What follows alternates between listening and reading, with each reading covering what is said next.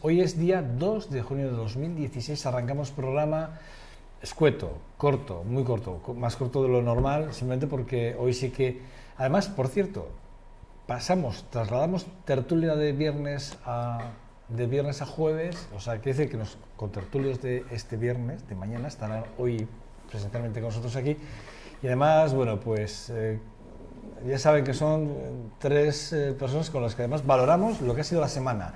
No hay un tema fijo, bueno, ellos pueden hacer sus propuestas también, una tertulia típica, así como las demás están como muy encajonadas, esta no, esta es más abierta, más liberal. Entre ellos además son muy liberales, también hay que decirlo. Bueno, vamos a arrancar en nuestra portada, por cierto, será la tertulia, será la contraportada de hoy. Pero les decía, vamos a arrancar la portada de hoy con Cristina González, que entre otras cosas, aparte de ser la secretaria general de los socialistas alaveses, es la diputada foral, lo va a leer, porque de Fomento de Empleo, Comercio, Turismo y Administración Foral. Egunon, ¿qué tal estás, Cristina? Egunon, buenos días, muy bien. Yo decía fuera de cámara que yo creo que han sido 5 las entrevistas que ya hemos hecho contigo en estos 2 años que llevamos ya de programa. Y en 5 años, en 5 entrevistas, en 2 años, creo que eres de los políticos, las políticas que más han pasado por este programa.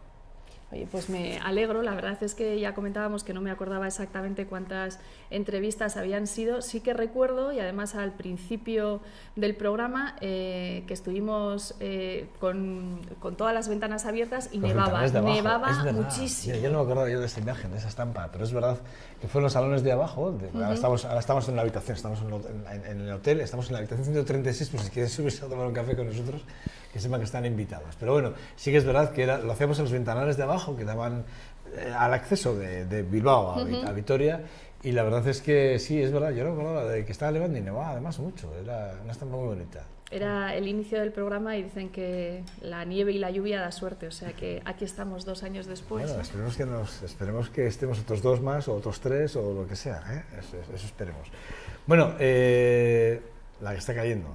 Ayer sí que conocíamos la imputación de Griñán, hablando, claro, de Chaves y de Griñán, ¿no? Ayer conocíamos la imputación y que evidentemente ellos rápidamente han dicho que dejan el partido de forma inmediata, ¿no? Que es ese compromiso al que se llegó con ellos, de alguna forma, en cuanto hubiera una imputación, ellos dejaban el partido.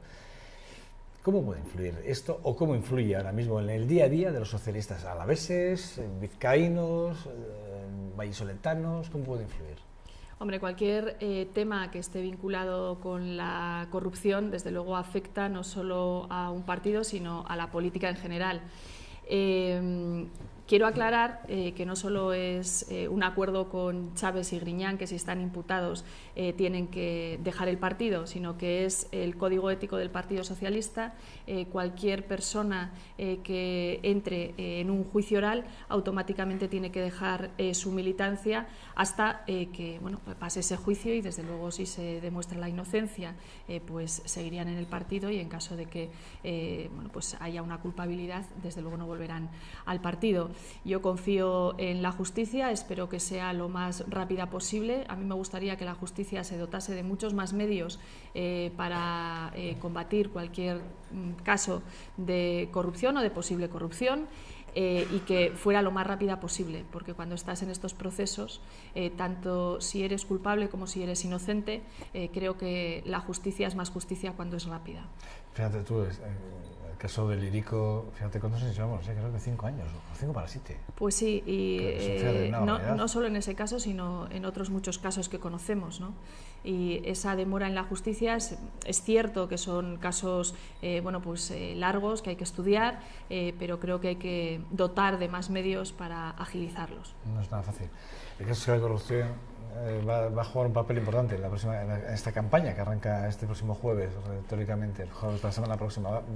Teóricamente va a estar encima de la mesa, sin lugar a dudas. La corrupción está encima de la mesa desde hace tiempo, y pues es algo que tenemos que combatir entre todos, y creo que es una de las asignaturas pendientes en este país, y desde luego hay que poner muchísimos más medios para combatirla, ¿no? Para que no se produzcan incluso mayores controles y también mayores penas. Y yo creo que cuando hay alguien que se demuestra que se ha llevado dinero, creo que lo fundamental es que lo devuelva. Sin lugar a dudas, yo creo que es la clave, ¿no? Que devuelvan. A mí, yo siempre digo lo mismo, mira, que entre en la cárcel o no, mira, no sé, pero que devuelvan hasta el último céntimo que se ha llevado, ¿no? Que creo que es la clave, una de las partes importantes.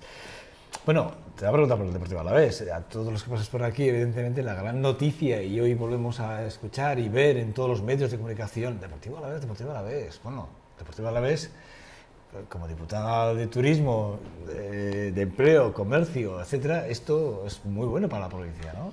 Sí, aparte de que el Deportivo Alavés esté en primera, que ya somos un equipo de primera, para un territorio de primera, pues creo que es importante, y desde el punto de vista de la gente que sigue al Alavés, pues es una satisfacción, pero además es una muy buena noticia para el territorio, porque estos partidos que se celebran cada 15 días, que vienen muchas personas a esta ciudad y a este territorio, de eso también nos tenemos que aprovechar. Desde luego todo el sector servicios está muy contento con el ascenso del Alavés a Primera División.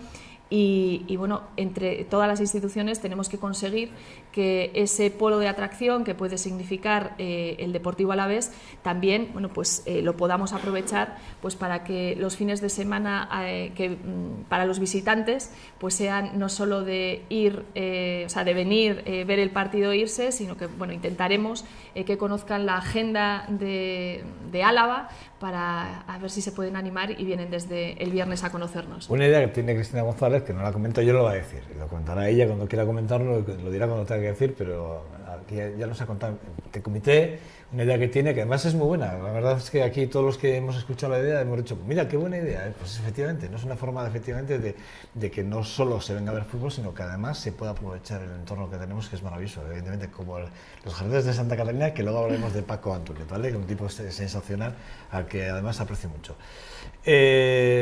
Hablando del Deportivo Alavés, hoy sí que es verdad que hay un recorte de prensa que en el Diario Noticias de Álava, que hace el procurador de Euskal Herria Bildu, que hace Iñaki Ollibarri, que dice que las instituciones han sido muy generosas con el Deportivo Alavés. Dice, la Diputación perdonó parte de su deuda y abonó cerca de 400.000 euros por un año de Izarra. Es lo que hoy sale en el Diario Noticias de Álava, que no sé hasta qué punto esto... Quiero decir, yo lo desconocía, ¿eh? Es decir, no conocía esta parte. Sí que es verdad que yo he sido muy crítico con el tema de las partidas del Deportivo Alavés, cuando las sacamos de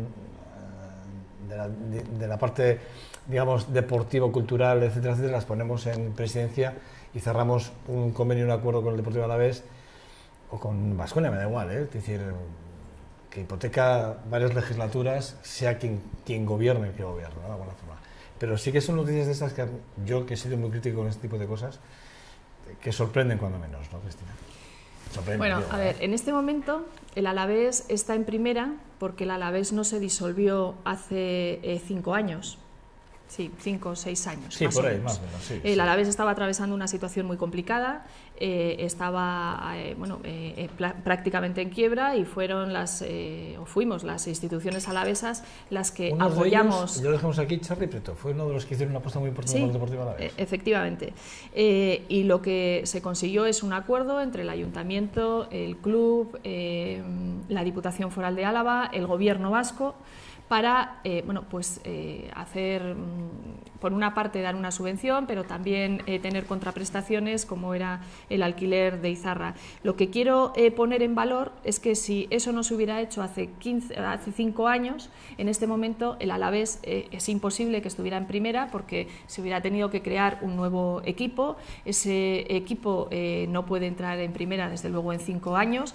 Y en este momento estamos viendo que puede revertir, porque lo comentábamos ahora, directamente en la economía de Álava, que un equipo esté en primera división. Luego, efectivamente, se puede criticar más o menos el apoyo que ha recibido el Deportivo Alavés, pero lo cierto es que por esa apuesta, en este momento, vamos a intentar sacar el máximo partido y el máximo beneficio para Álava. Luego, yo con esto lo que quiero decir es que cuando se da dinero a por ejemplo, a un convenio con el Alavés, que también, por cierto, hay que decir que tiene también escuelas de fútbol, como el Baskonia tiene escuelas de baloncesto, que existen unas fundaciones federaciones que realmente son las que promocionan el deporte base, tanto en fútbol como en baloncesto. Luego hay otras muchísimas federaciones que van por otro lado, pero que yo cuando hablo del deporte base, que realmente es el que tenemos que promocionar, el deporte profesional tiene sus propias vías de financiación, como las va a tener, por ejemplo, la AVES en esta nueva situación. Bueno, pues no es que estés quitando a unos para dárselo a otros, sino que el presupuesto hay que dividirlo en distintas fases y hay que dedicar una parte a empleo, otra a cultura, otra a deporte, otra a bienestar social y efectivamente los recursos son limitados y hay que repartirlos, pero a mí esto de decir si se le da a uno le quitamos a otro, no, lo que hay que hacer es tener una proporcionalidad de tal manera que todos podamos avanzar, y en este caso creo que la apuesta, y viendo los resultados, fue interesante y ha dado sus frutos. Portada del diario Noticias de Álava de hoy, luz verde a la licencia de obra del almacén temporal de residuos de Garoña. Mala noticia. A ver, Garoña tenía un cierre definitivo que lo hizo el presidente Zapatero para el 13 de julio, si no recuerdo mal, o 7 de julio de hace 2 años, del año 2013. 2013, sí, correcto. A partir de ahí, lo que está pretendiendo el Partido Popular es abrir la central nuclear de Santa María de Garoña sin hacer ningún informe de impacto ambiental previo, algo que contradice a la Unión Europea. Los socialistas, desde luego, en la legislatura pasada llevamos a juntas 2 iniciativas. Una era recurrir el decreto que facilitaba esta posibilidad de reapertura de Garoña, que fue apoyada por todos los grupos excepto por el Partido Popular, y en segundo lugar llevamos la suspensión cautelar del decreto, que no conseguimos, pero que también fue apoyada por el resto de grupos. En este momento el Partido Popular está empeñado en reabrir la central nuclear de Santa María de Garoña, no por reabrir la central, porque Nuclenor ya ha dicho que no le interesa reabrir esa central. Y lo que preocupa desde luego al Partido Socialista es que la licencia de reapertura de esa central lo que lleva aparejado es que las centrales nucleares del resto de España puedan superar su vida útil, que yo creo que es lo que están buscando con esta medida. Claro que todo es negativo, pero también ahí la Diputación Foral de Álava tiene un recurso, y además, hoy también comentaba el diario de Noticias que no se ha informado a la Diputación, a pesar de que es una parte involucrada en el almacén de residuos, si lo quieren hacer en Garoña. Increíble, de todas maneras, de cualquier forma increíble. Porque ahora hemos conocido que un consejero, actualmente consejero del Consejo de Seguridad, habla de la pobreza energética en este país y que no podemos permitirnos el cierre de Garoña. Un consejero que fue trabajador de la propia central. Es decir, Garoña está cerrada. Es curiosa. Es que es todo muy curioso. Es Garoña. de parte, es de parte. Es totalmente de parte, porque también está Cristina Narbona en ese Consejo de Seguridad Nuclear, luchando porque se cumplan todas Fue la única las... que se puso, Sí, efectivamente.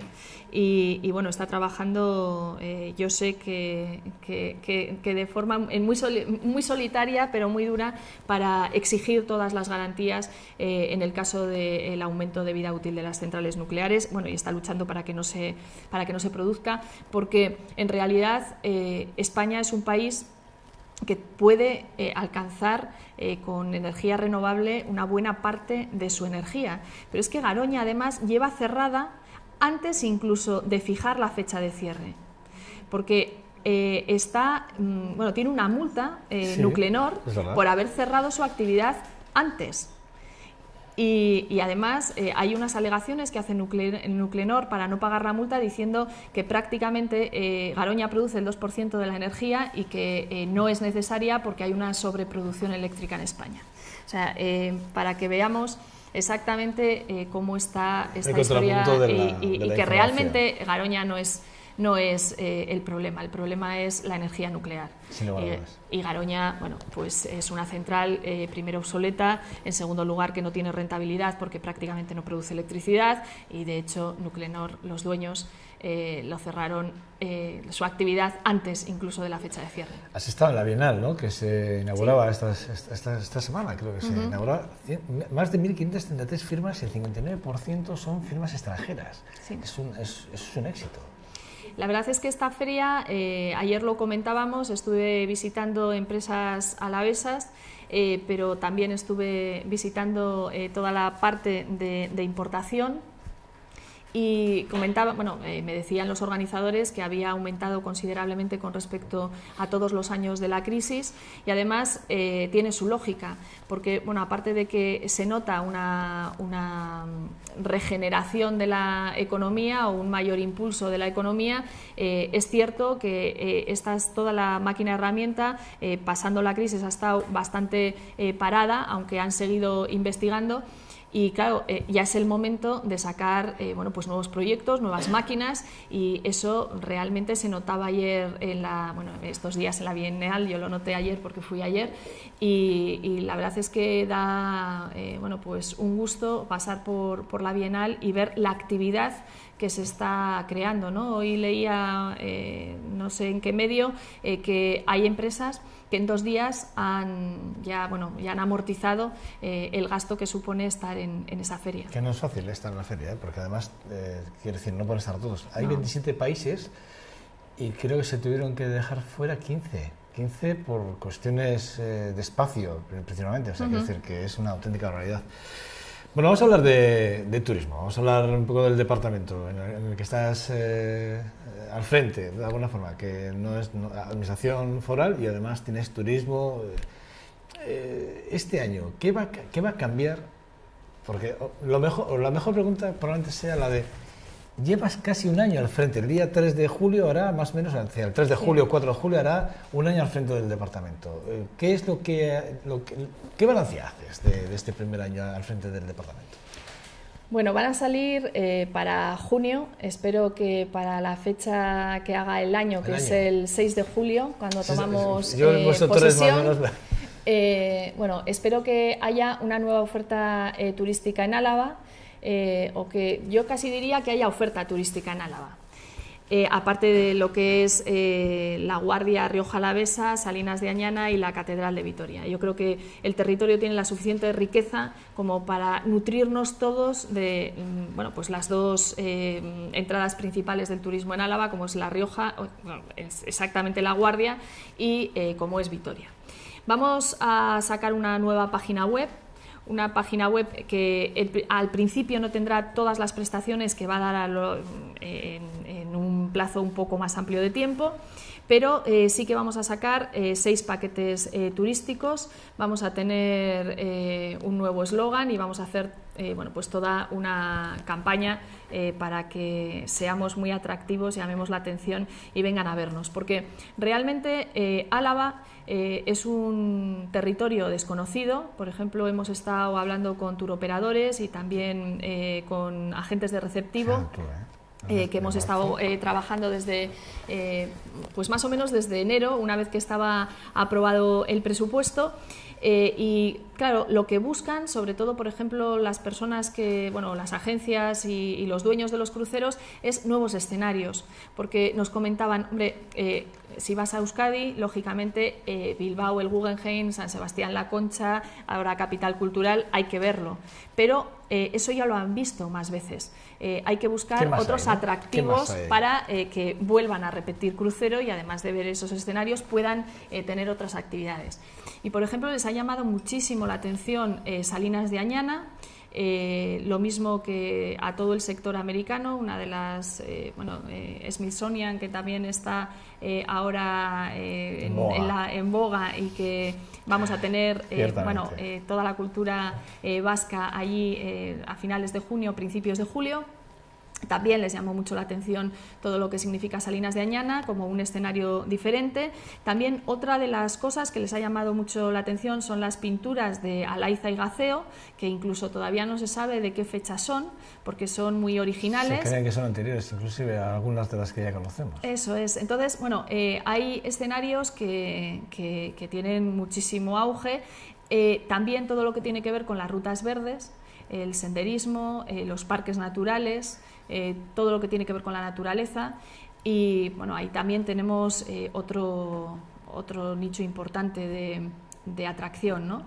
Y bueno, pues viendo nuestra situación, que es una situación que estamos pues a 1 hora de Bilbao, a 1 hora de Donostia, a 1 de Logroño, a 1 de Burgos, sí, estamos a 1 hora estamos en un punto estratégico para que muchas agencias tomen a Vitoria y a Álava como punto central para luego hacer sus propias excursiones. Y además es cierto que, por ejemplo, con respecto a Bilbao y San Sebastián, nuestros precios son mucho más competitivos. Sin irnos mucho en este apartado, y haciendo un paréntesis ahí, si me lo permites, te quería entender al arranque, cuando has empezado hablando del turismo y del...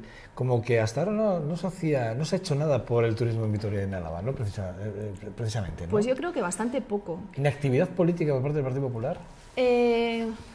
Inactividad y falta de orgullo de territorio y de ambición de territorio.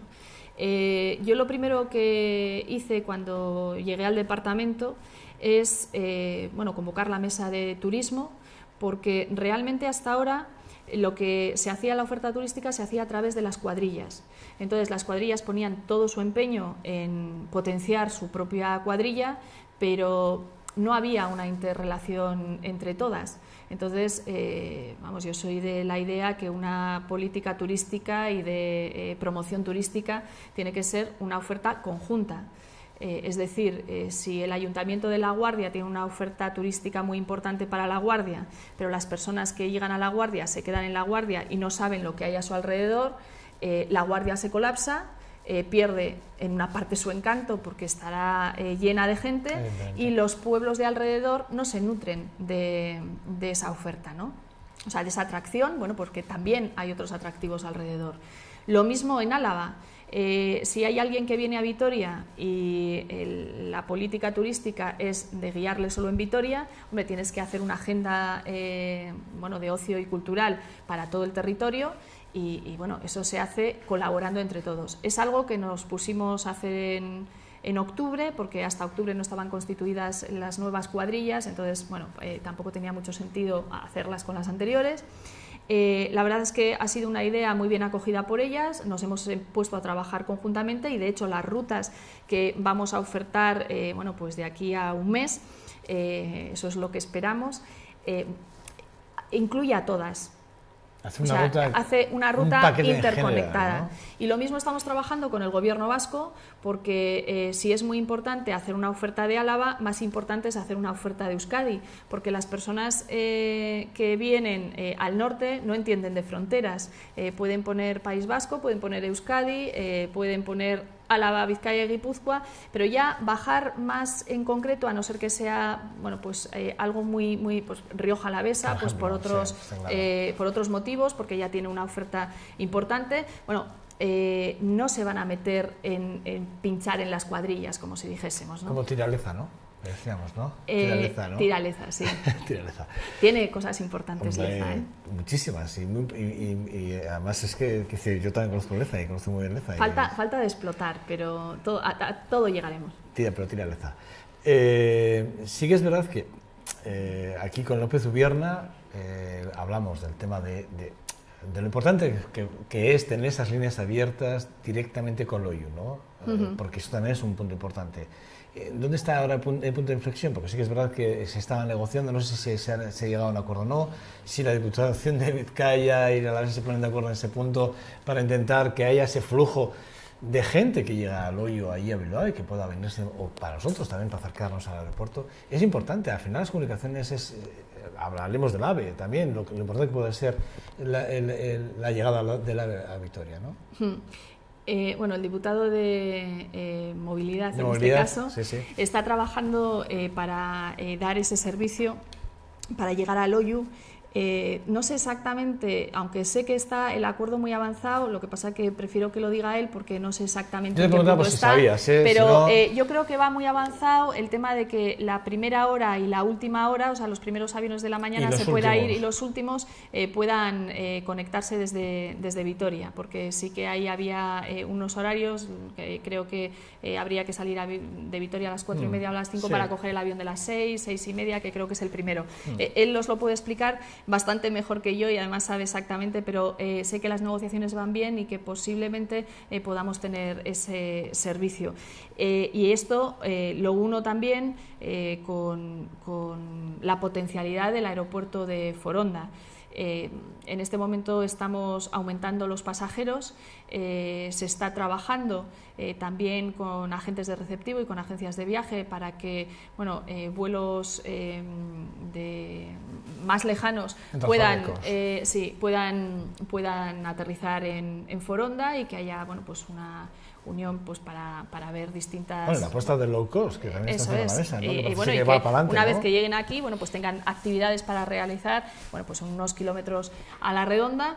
En eso también sé que están trabajando las instituciones junto con la Cámara de Comercio y a ver si sale, porque que Foronda tenga pasajeros pues nos va a venir muy bien, primero para la apertura a las 24 horas, para tener otros servicios y desde luego nosotros tenemos que dotar de servicios a los alaveses que quieran ir a Loiu y a las personas de Loiu que puedan estar en Vitoria, pero también queremos ofrecer el aeropuerto de Foronda pues al resto de territorios vascos y que el aeropuerto de Foronda sea una plataforma aeropuerto importante también de qué es lo que tiene que eso ser. Es.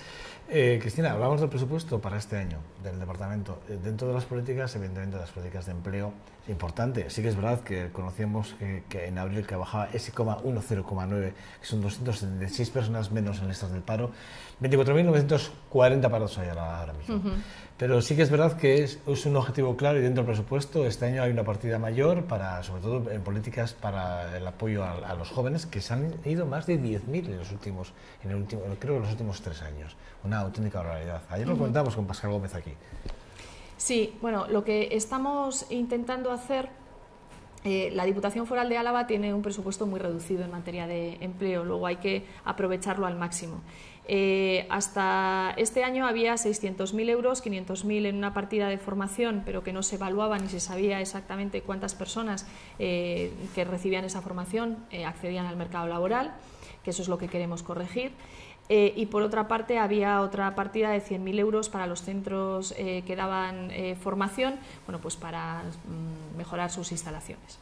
Lo que hemos hecho es aumentar esas partidas hasta los 800.000 euros, pero hemos trabajado con las cuadrillas, también con el Gobierno vasco, para que los planes de empleo y de formación en las distintas partes del territorio, porque en Vitoria es más fácil dar formación porque existen los centros para ello. La provincia es mucho más complicada. Pero la provincia es más complicada.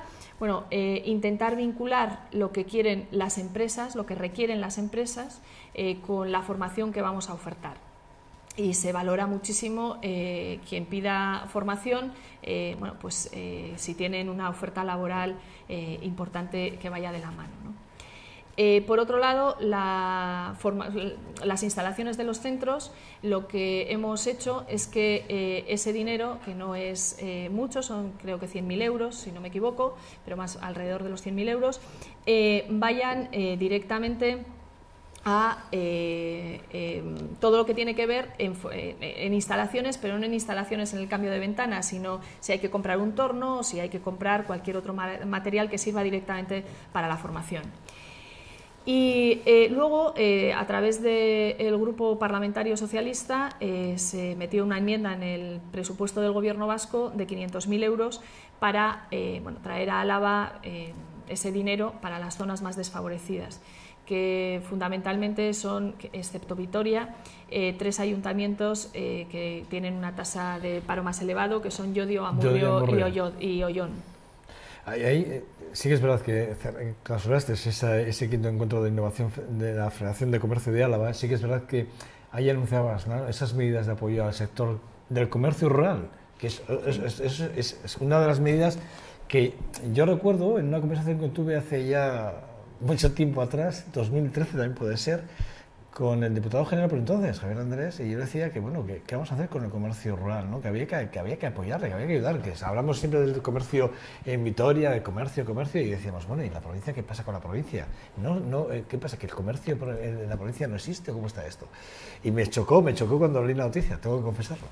Bueno, además esa partida también surge de la negociación presupuestaria en Juntas Generales. Como bien sabéis, el Gobierno no está en mayoría. Todo el mundo sabe, porque también lo defendí durante toda la legislatura pasada en la oposición, hacer cosas con el comercio rural. Pero bueno, al final con el pacto presupuestario también Bildu intervino en esta materia y al final tuvimos un dinero para comercio rural que desde luego nos va a venir estupendamente. Hay distintos municipios dentro de la provincia. Hay municipios más grandes como Llodio, Amurrio, Salvatierra, La Guardia, que tienen comercio y que incluso tienen planes de desarrollo comercial, y luego hay pequeños pueblitos que ni tan siquiera tienen un comercio y tienen que estar pendientes de la venta ambulante o ir a las ciudades, sobre todo pedir a la gente joven que les traiga pues desde el detergente hasta el aceite, ¿no? Está claro. Entonces hay algo que tenemos que hacer en los pueblos. Primero, en los pueblos que ya tienen comercio, tenemos que ver qué es lo que necesitan para reactivar ese comercio, y ahí hay una partida de 150.000 euros, yo creo que son 150.000 euros para estos pueblos que tienen un desarrollo ya comercial.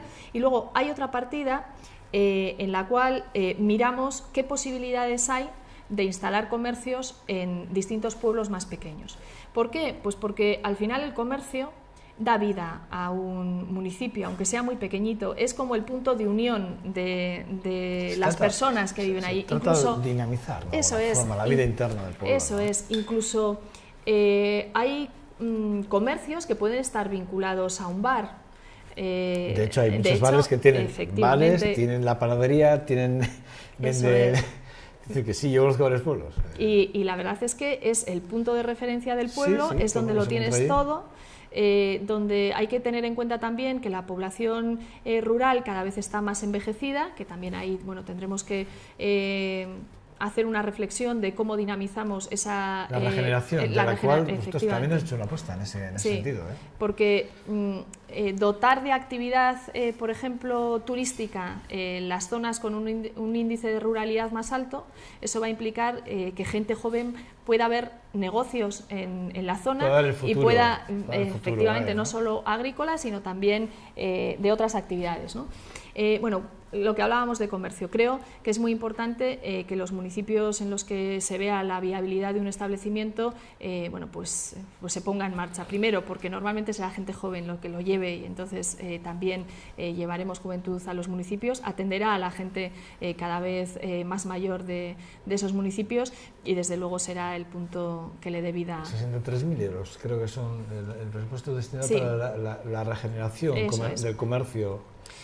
De esos contratos, sino esos acuerdos para el relevo, de alguna forma generacional en los comercios rurales, que es importante, ¿no? Es decir, que ese apoyo es fundamental. No tengo mucho más tiempo y hay dos cosas que no puedo dejar pasar, y una es la ley de aportaciones, que el diputado general Ramiro González se compromete que para el día 30 de junio va a haber un acuerdo, sentarse por lo menos a tener un principio de acuerdo con las tres diputaciones, o sea, las guipuzcoanas, la vizcaína y el gobierno vasco. ¿Importante o no? ¿Cuánto de importante puede ser o no esa ley de aportaciones de la que tanto estamos oyendo hablar y de que tanto dinero dicen que estamos perdiendo? A ver, la ley de aportaciones hay que modificarla, la teníamos que haber modificado hace ya 4 o 5 años, no se ha hecho. Y no solo está el compromiso del diputado general, sino que una moción aprobada en Juntas decía que había que presentarlo antes del 31 de junio, 30 de junio. 30 de junio, perdona. Sí. En eso creo que el diputado general está implicado. Otra cosa es que haya un acuerdo con el resto de diputaciones antes del 30 de junio, que eso es más difícil. ¿Verdad? Entonces, la ley de aportaciones... Vistas las elecciones que están ahí muy cerquita. La ley de aportaciones, durante estos años se ha visto que el peso que dan a cada territorio no tiene una realidad realmente con la recaudación de cada territorio, y eso es realmente lo que hay que pues ajustar, ¿no? ¿Pero es verdad que perdemos tanto dinero como dicen algunos o no? Pues sí que podemos perder porque no llegamos a la recaudación que nos fijan. Por ejemplo, en este año hemos ganado porque al bajar la recaudación Vizcaya, pues hemos tirado del fondo de ajuste nosotros, ¿no? Nos hemos beneficiado. Pero ya no es quién pierde más y quién pierde menos, porque bueno, hemos perdido, pero este año, por ejemplo, hemos ganado, ¿no? Sino que hay que ajustarlo a la realidad, para que no haya esos vaivenes y para que el fondo de ajuste... de la aportación haya sí, un reparto más equitativo. Es algo muy técnico. ¿no? Claro. Claro, el fondo de ajuste, que al final cuando uno no llega hay que repartir, es el 1%.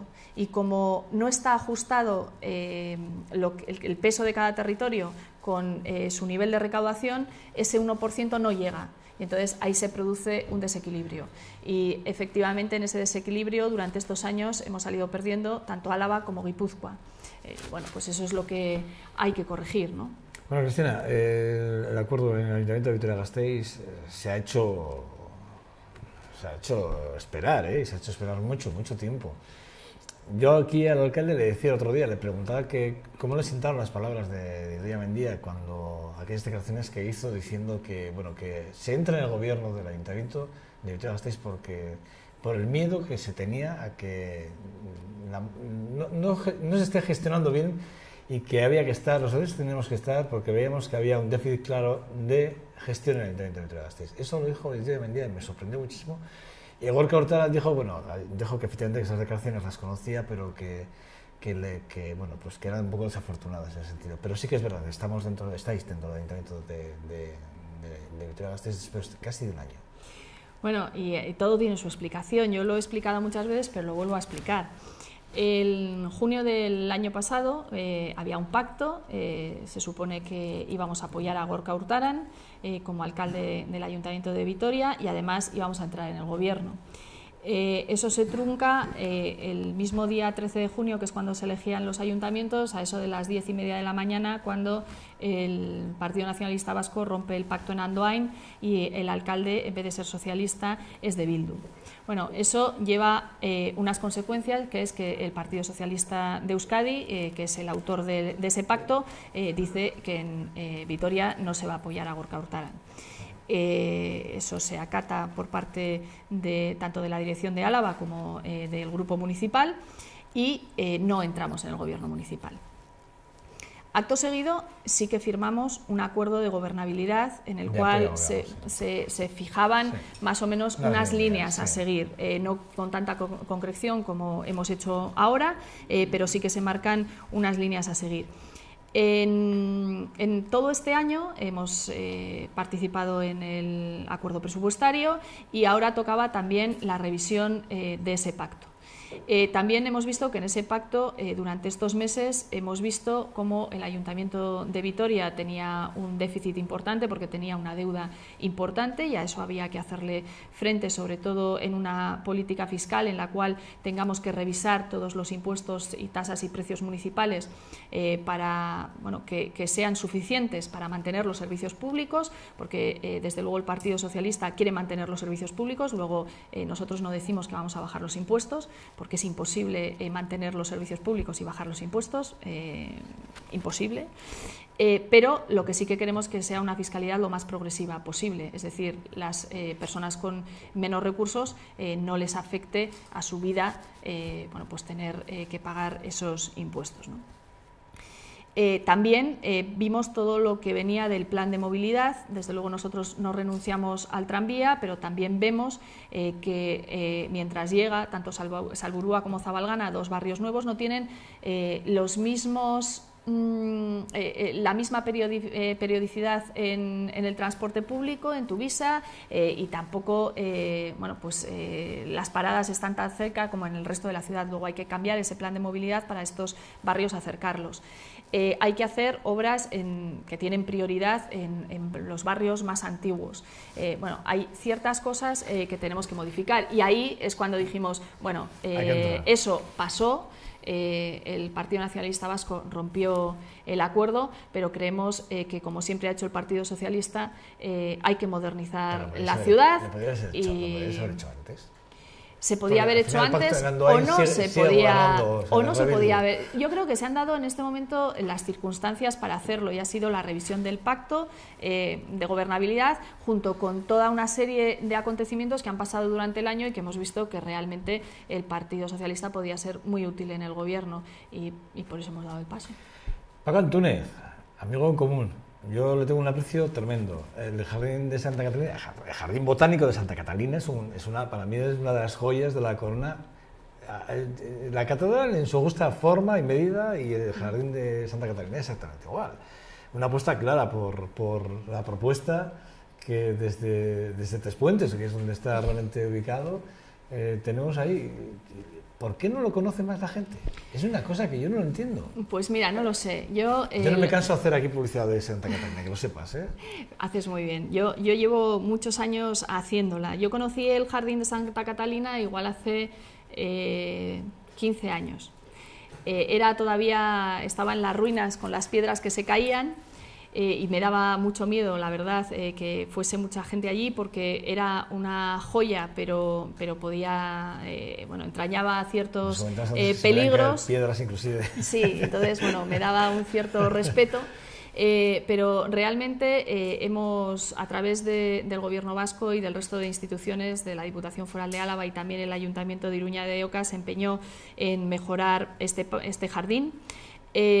Se ha usado, además, yo creo que aparte de la belleza del jardín, también hay que tener en cuenta cómo se gestiona y qué personas trabajan en el Jardín de Santa Catalina. Primero, los parados del municipio, pero también con la Comisión Antisida se ha hecho un acuerdo de tal manera que los presos de tercer grado de la cárcel de Nanclares también pues están en programas de formación y de inserción, porque ya les queda poca condena en el jardín, y yo creo que además de su belleza también tiene una labor social importante.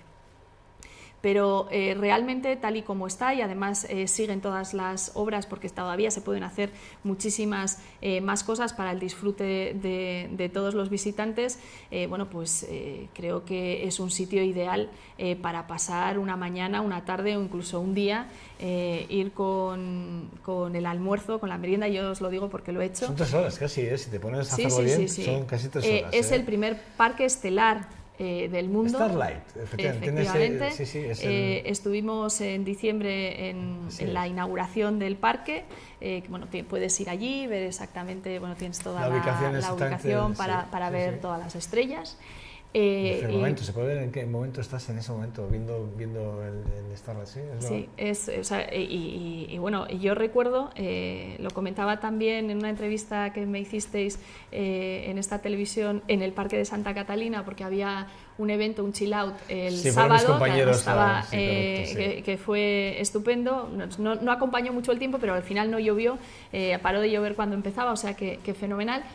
Yo me acuerdo que con mis hijos allí han disfrutado mucho, porque era como llevar espadas de madera y jugar a los gladiadores, ¿no? La verdad es que y para los niños es como un cuento. Cristina González, no tengo más tiempo. Diputada de Fomento, Empleo, Comercio y Turismo y Administración Foral, aparte de ser la secretaria general de nuestras asociaciones. Es que ricasco. Es que ricasco. Y hasta la próxima. Cuídate mucho, ¿eh? Lo mismo. A seguir cuidando Leza, ¿eh? Vale. Un enclave precioso. Bonito, además, prácticamente en el eje central de La Rioja. Cuídate, ¿vale? Es que ricasco, ¿eh? Lo mismo. Bueno, nada, seguimos adelante. Vamos a hacer una pausa para la velocidad y regresamos en menos de 1 minuto. Hasta ahora.